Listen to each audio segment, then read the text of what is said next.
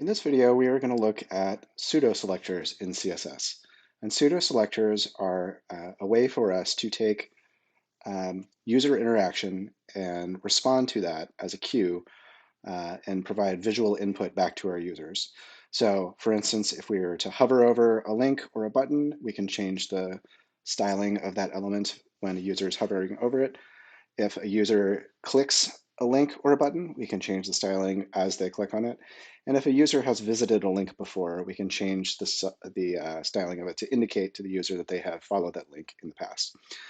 Other forms of pseudo selectors allow us to select elements by instance in their placement within the HTML document. So for instance, if we wanted to select the last of a certain element or the first of a certain element or only the odd ones or even ones, etc., pseudo selectors give us that ability as well. So let's dig in and take a look at how we would do that. So the first one we're going to look at is hover, and this is probably going to be the most commonly used pseudo selector that you'll use as you're putting websites together. So let's take a look. First of all, we've got these links here. And each link has a class of nav underscore underscore link. We've got 3 of them, and they're all hanging out up here in the nav. So what I want to do is I want to style those links when a user hovers over them. So my basic styling is here. We've selected the class using a class selector, and we've got our nav underscore underscore link. And the basic style is a border of 1 pixel, solid, transparent in color. I'll talk about why it's transparent shortly. And then we change the text color to this dark gray. And you can see that represented here. Next, we're going to add a pseudo selector to change the color, the background color, and the border when someone hovers over it. And the way that you use a pseudo selector is you set up the initial selector that you use when you're just selecting the element period, and then you add a colon and then the specific pseudo selector you're trying to use. In this case, we're using hover. So we've got our class selector for nav underscore underscore link colon hover. Now, this says to the browser when someone hovers over this with their mouse, change the text color to white, change the background color to pink, and change the border to 1 pixel solid, this dark gray. And you can see what happens when we hover over it. We get that change. All of those styles are represented. Now, the reason that we have this transparent border on the base styling is because if we're adding a border on hover that doesn't already exist, we don't want the element to jump. And I'll show you what I mean by that by taking this out. So we'll save this, run it.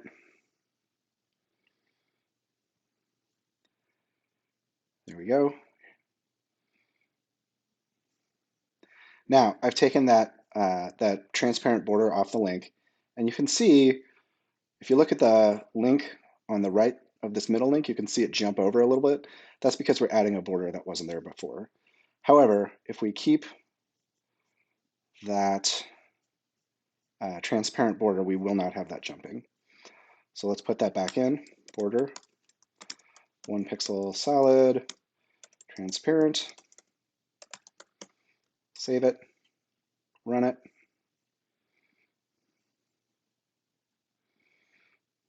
And now you can see when I hover over it, nothing's jumping around. Okay, great. So let's look at some other examples of pseudo selectors.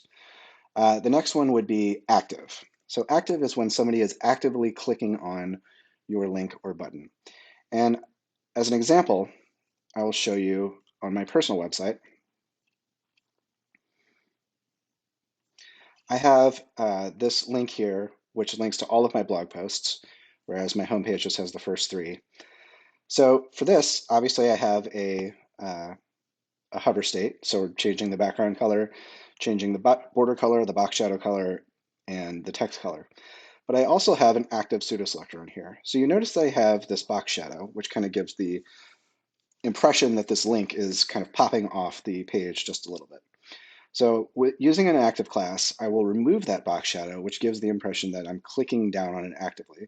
So if you watch what happens here as I click this link, you'll see that it sort of depresses. Let's take a look at that again.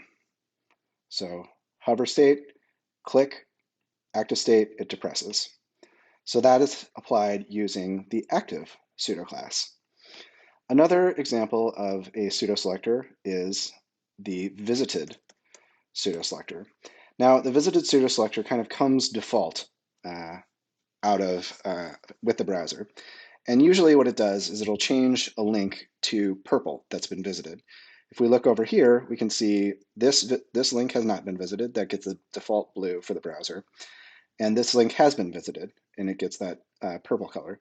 You see this a lot in Google. So if you're Googling for something and you're following different links to get information about different resources, it's very helpful to know what links you visited and which ones you haven't.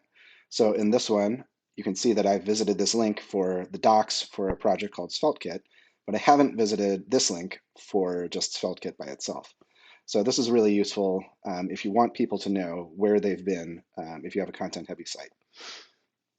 Last ones we're going to talk about today are the nth of type pseudo selectors. And what nth of type and its friends will allow us to do is separate specific instances, or I'm sorry, select specific instances of elements. So let's take a look.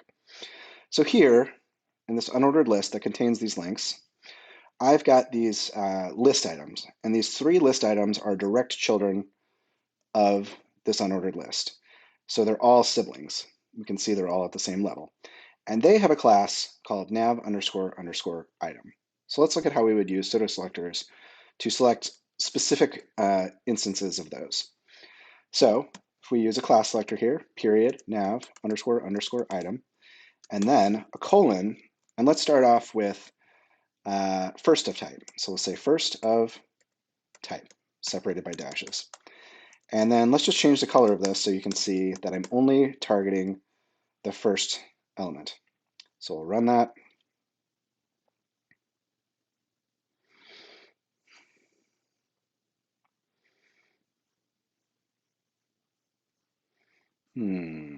Let's see here.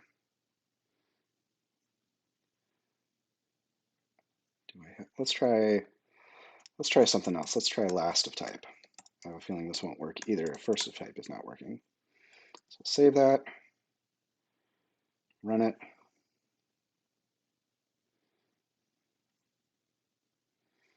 All right, got an issue here. So let's take a look with the web inspector and see what's going on.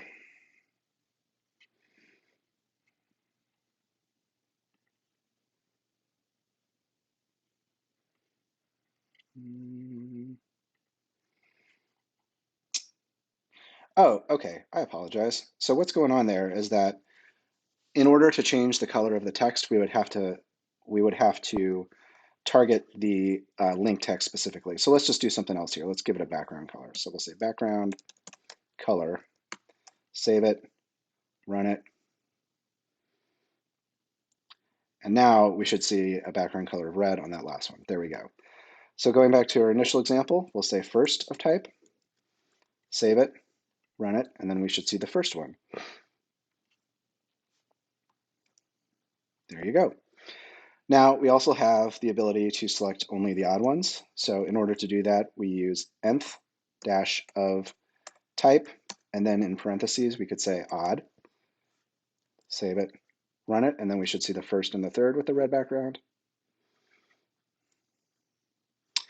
We can do even. So we'll save it and we'll run it. And then we should just see the middle one.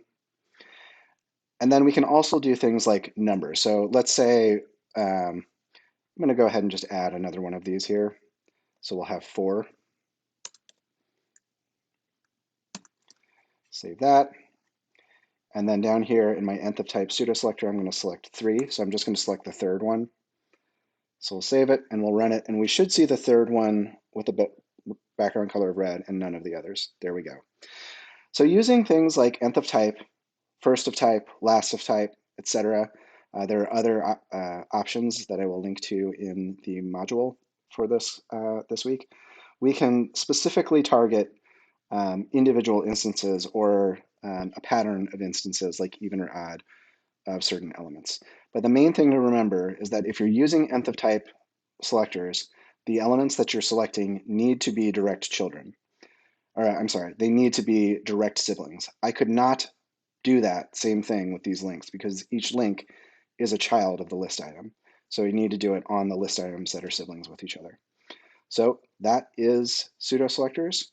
Hover, active, and visited for styling interactions between uh, links and buttons. And then nth of type, um, first of type, last of type for pattern matching specific instances of elements within your HTML.